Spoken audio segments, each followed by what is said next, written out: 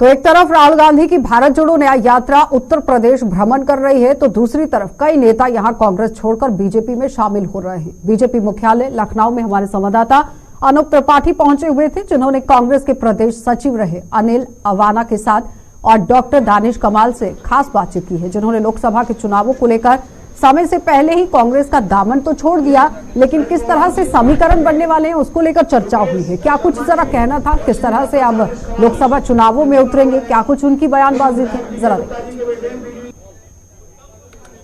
उत्तर प्रदेश में बीजेपी मुख्यालय में कांग्रेस के कई वरिष्ठ लीडरों ने आज बीजेपी ज्वाइन की है। हमारे साथ खास बातचीत के लिए हैं अनिल अवाना जी हैं, कांग्रेस के वरिष्ठ लीडर हैं, पूर्व एमएलसी हैं। अनिल जी, आज आपने बीजेपी ज्वाइन की, क्यों ज्वाइन की, कांग्रेस क्यों छोड़ी आपने? देखिए, कांग्रेस की रीति नीति बिल्कुल बेकार है, काम करने का ढंग कुछ नहीं है। मोदी जी का जो विकास है वो सबको अच्छा लग रहा है, और हमारे मैं गौतम नगर से बिलोंग करता हूँ, और वहाँ पे इतना अच्छा विकास कार्य हो रहा है। पूरे जिले में तो हो ही रहा है, जिले के साथ प्रदेश में, देश में पूरा विकास कार्य इतना अच्छा हो रहा है, शायद हमने कभी सोचा भी नहीं था। हमारे यहाँ के लोग बहुत खुश हैं मोदी जी के विकास कार्यों से, और योगी जी की सरकार से बहुत खुश हैं। राहुल जी इस समय यूपी में ही हैं, भारत जोड़ो न्याय यात्रा निकाल रहे हैं। क्या अभी लगता है आपको कि वो जो यात्रा निकाल रहे हैं उससे कांग्रेस पार्टी का कुछ उद्धार होगा? कुछ नहीं हो सकता। वहाँ गिने चुने लोग हैं, उन्हीं चंद लोगों में ही पार्टी उधर वहीं घूमती रहती है, उसके दायरा वही है, उससे ज्यादा नहीं बढ़ सकते, ना बढ़ा ना बढ़ेगा आगे भी। शुक्रिया सर।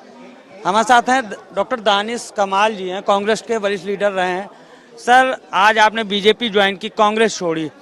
बीजेपी में कहा जाता है कि बीजेपी से मुसलमान दूरी रखते थे, मुसलमान करीब नहीं आते थे बीजेपी से, लेकिन अब पिछले 2 साल से मोदी जी ने जैसे काम किया है तो खास तौर पर मुसलमानों को जोड़ने का काम किया। आपको क्या लग रहा है कि इस बार 2024 में मुसलमान बीजेपी के साथ हैं? देखिए, ये पुरानी बात हो गई, जब कभी ऐसा हुआ करता था कि मुसलमानों के लिए भारतीय जनता पार्टी अछूत है। इन 2 टेन्योर्स में मोदी जी ने देश के प्रधानमंत्री रहते हुए जिस तरह से मुसलमानों के बीच अपनी उपस्थिति दर्ज कराई है, जिस तरह से मुसलमानों को हर योजनाओं में बराबर की पूरा लाभ दिया है, उससे मोदी जी की एक अलग छवि पूरे देश के मुसलमानों के अंदर आई है, और देश के मुसलमानों में एक विश्वास जागा है भारतीय जनता पार्टी को लेकर। जो विपक्षी दल डर पैदा करते थे देश के मुसलमानों के अंदर, मुसलमानों को ये महसूस हुआ है इन मोदी जी की खासतौर से जो योजनाएं रही हैं और मोदी जी का जो काम सबका साथ सबका विकास लेकर उनका रहा है, उससे मुसलमानों को ये महसूस हुआ है कि विपक्षी दलों ने भाजपा के नाम पर डराकर सिर्फ बहकाया है हमको। अब लोग समझने लगे हैं, और इसी समझ की वजह यह है कि मोदी जी की जो राष्ट्रवादी नीतियां हैं, जो सबका साथ सबका विकास लेकर काम करने की, उसको मुसलमान भी पसंद कर रहे हैं, और बहुत बड़ी तादाद में मुसलमान इस समय भारतीय जनता पार्टी और मोदी जी की तरफ बड़ी उम्मीद भरी निगाहों से देखकर उनके साथ जुड़ रहा है। सर, एक सवाल है कि उत्तर प्रदेश में कहा जा रहा है कि मुस्लिम वोटों को लेकर सपा और कांग्रेस के बीच लड़ाई चल रही।